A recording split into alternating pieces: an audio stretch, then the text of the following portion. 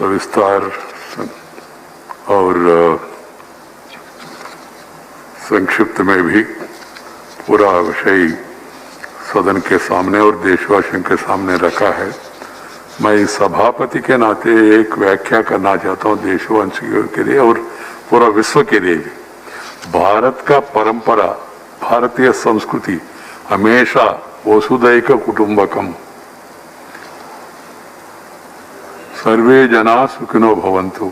हमारा पूरा इतिहास में हजारों साल में हमने कभी भी किसी देश के ऊपर हमला किया नहीं, एक ऐसा कोई उदाहरण भी नहीं है।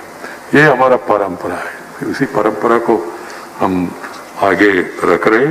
मेरा सुझाव यह है, ये बहुत संवेदनशील मामला है और वहाँ देश का सीमा पर हमारा फौज खड़े है, वहाँ परिस्थिति क्या है रक्षा मंत्री ने विस्तार से हमको अवगत कराया। अभी एक वहाँ ऐसा भी प्रोपेगेंडा चल रहा है, भारत में मतभेद है।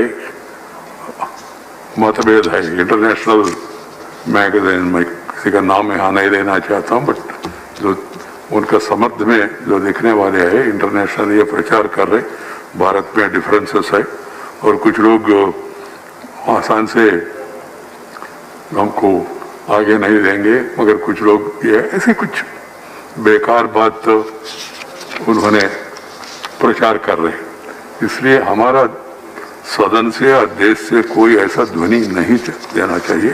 हम सब लोग एकजुट होकर हमारा फौज के साथ है, ये भावना जाना चाहिए।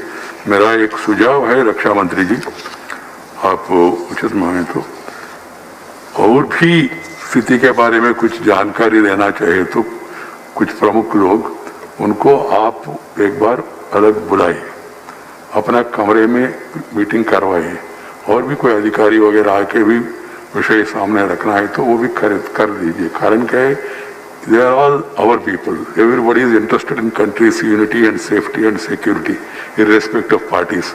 They should also know actual position. So it will be in fitness of things if the government briefs them also, taking them into confidence. That will be an ideal situation.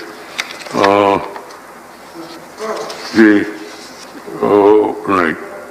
I have to चर्चा मैं तो नहीं चाहता हूँ, चर्चा नहीं चाहता। Anand Sharma, please Anand Sharma जो नाम भेजा पादे उसका मैं वो कहा भी है ना, चर्चा नहीं। माननीय सभापति महोदय, मैं धन्यवाद करता हूं आपका। मैंने आपसे पहले लिखित में ये मांग की थी कि एक अवसर दिया जाए। रक्षा मंत्री जी ने अपना बयान दिया है, वो काफी विस्तार में पूरी बात बताई आपने। मुझे आज एक चीज जरूर कहनी है, आपकी आवाज नहीं, पूरे भारत की आवाज ये गूंजनी चाहिए कि हमको अपनी सेना पर जो तिरंगे के नीचे लड़ती है उस पर गर्व है, उनकी बहादुरी पर, उनके बलिदान पर। और ये भी कोई शंका किसी को नहीं रहनी चाहिए कि हिंदुस्तान में कहीं इस तरह पे एकता नहीं होगी, पूरा देश एक साथ खड़ा होगा अपने देश की रक्षा के लिए। मुझे आपसे जो पूछना था, आपने अपने बयान में कहा है माननीय कि आपकी और विदेश मंत्री जी की बातचीत हुई और उसके कुछ अच्छे सकारात्मक नतीजा 11 सितंबर को आया। बाद में विदेश मंत्री जी भी बताएंगे, अच्छा होगा। पर diplomatic and military engagement with the Chinese side is continuing. That's what his statement says. We hope that the diplomatic channels will be exhausted for disengagement and de-escalation. Right, and my specific query, sir, one second, is that, Raksha Mantri ji, do we understand that the restoration of the status quo ante will remain a non-negotiable and final objective for India? Thank you. Sri Ramchandra Prasad Singh.